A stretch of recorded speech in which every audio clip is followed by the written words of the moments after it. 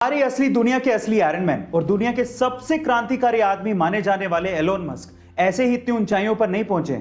SpaceX, Tesla, the boring company, solar city, hyperloop ऐसी बड़ी बड़ी कंपनियों के मालिक एलोन अपने दिमाग के दम पर और अपनी रिस्क टेकिंग कैपेबिलिटीज के दम पर उस मुकाम को हासिल किया है और दुनिया के सबसे अमीर लोगों की सूची में वो टॉप 3 में आते हैं। आज इस वीडियो में हम लोग एलोन मस्क की ऐसी 3 कहानियां जानेंगे जिन्होंने उन्हें इस ऊंचाई पर पहुंचाया है। गाइस, अगर आप ये 3 कहानियां ध्यान से सुनेंगे तो मैं आपसे गारंटी लेता हूं कि आप भी अपनी जिंदगी में पॉजिटिव बदलाव लाकर सक्सेस को पाने की कोशिश करेंगे।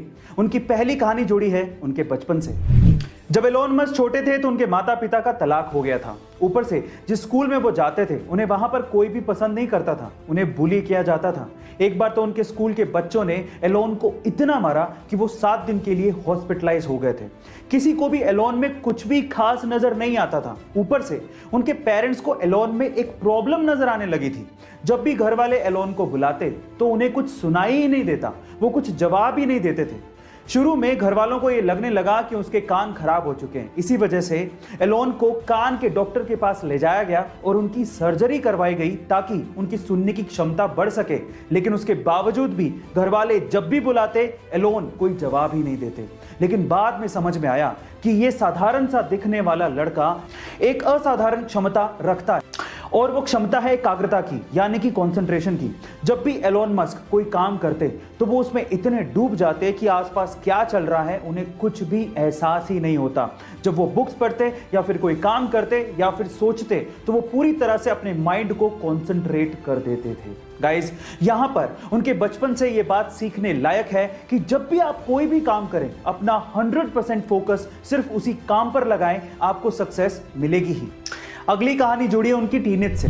गाइस, बुक्स पढ़ने की आदत उन्हें बचपन से ही लग चुकी थी और पेरेंट्स तक को पता था कि अगर एलोन घर पे नहीं है तो वो पक्का घर के किसी आसपास की लाइब्रेरी में बैठकर बुक्स पढ़ रहे होंगे। उन्हें बुक्स पढ़ने की आदत इतनी ज्यादा थी कि लाइब्रेरी की बुक्स वो खत्म कर चुके थे और जब कुछ नहीं बचा तो उसके बाद उन्होंने एनसाइक्लोपीडिया तक चाट डाली थी। अपनी पढ़ाई को आगे कंटिन्यू करने के लिए उन्होंने साउथ अफ्रीका छोड़ा और वो कनाडा शिफ्ट हो गए। बाद में हायर स्टडीज के लिए वो यूएस चले गए। तब यूएस में जॉब्स के क्राइसिस बहुत ज्यादा थे, लेकिन इंटरनेट का क्रेज बहुत बूम पर था। तब उन्होंने अपने भाई के साथ बैठकर इंटरनेट पर कुछ करने की सोची। उस वक्त उन्होंने ये ध्यान दिया कि येलो पेजेस नाम से एक बुक आती है जिसमें छोटे बड़े जितने भी बिजनेसेस हैं वहां पर लोग इनके कॉन्टैक्ट नंबर और उनके एड्रेस को ढूंढा करते हैं। तो उन्होंने सोचा कि क्यों ना एक ऐसा सॉफ्टवेयर बनाया जाए जिसमें येलो पेजेस की जरूरत लोगों को पड़े ही नहीं और सारी चीजें उन्हें इंटरनेट पर ही अवेलेबल हो जाएं। उन्होंने कंपनी का नाम रखा Zip2 और आगे चलकर यह कंपनी इतनी ज्यादा फेमस हो गई कि कॉम्पैक्ट ने इस Zip2 नामक कंपनी को $307 मिलियन में खरीदा और एलोन मस्क 27 साल की उम्र में ही मिलियनेयर बन चुके थे। अब वो चाहते तो आगे की सारी जिंदगी बड़ी आसानी से काट सकते थे, लेकिन अब सुनते हैं उनकी तीसरी कहानी जिसने उन्हें अमीर और मशहूर बना दिया।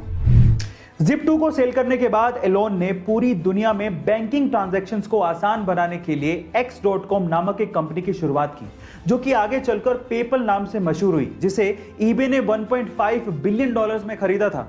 अब एलोन मस्क के पास पैसा बहुत था और अब बारी थी दुनिया को बदलने की। इसीलिए एलोन मस्क ने अपने पैसों को ऐसी कंपनीज में इन्वेस्ट किया जो कि फ्यूचरिस्टिक आइडिया थे, लेकिन लोगों को ये आइडियाज बेकार लगते थे।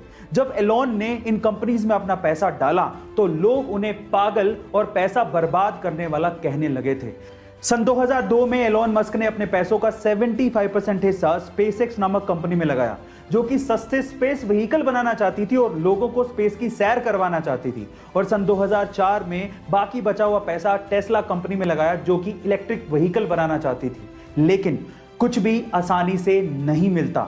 एक वक्त ऐसा आया जब टेस्ला कंपनी डूबने वाली थी और स्पेसएक्स के शुरू के 3 रॉकेट लॉन्च पूरी तरह से हवा में ही बर्बाद हो गए थे। अब एलोन के पास सिर्फ इतना ही पैसा बचा था जिससे या तो वो टेस्ला कंपनी को बचा पाते या फिर स्पेसएक्स के चौथे रॉकेट लॉन्च में खर्च कर पाते। फिर से उन्होंने हिम्मत दिखाई, रिस्क उठाया और अपना पैसा स्पेसएक्स के चौथे रॉकेट लॉन्च में लगाया, जो कि फॉर्चुनेटली सक्सेसफुल रहा और नासा ने तब एलोन मस्क को बैक किया, $1.6 बिलियन की फंडिंग दी।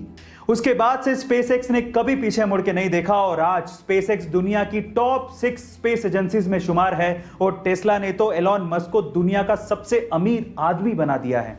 यहां पर सीखने लायक बात यह है कि अगर आपके आइडियाज पर आपको भरोसा है तो रिस्क जरूर उठाओ, क्योंकि किस्मत भी उसी का साथ देती है जो कि अपने आप पे विश्वास रखता है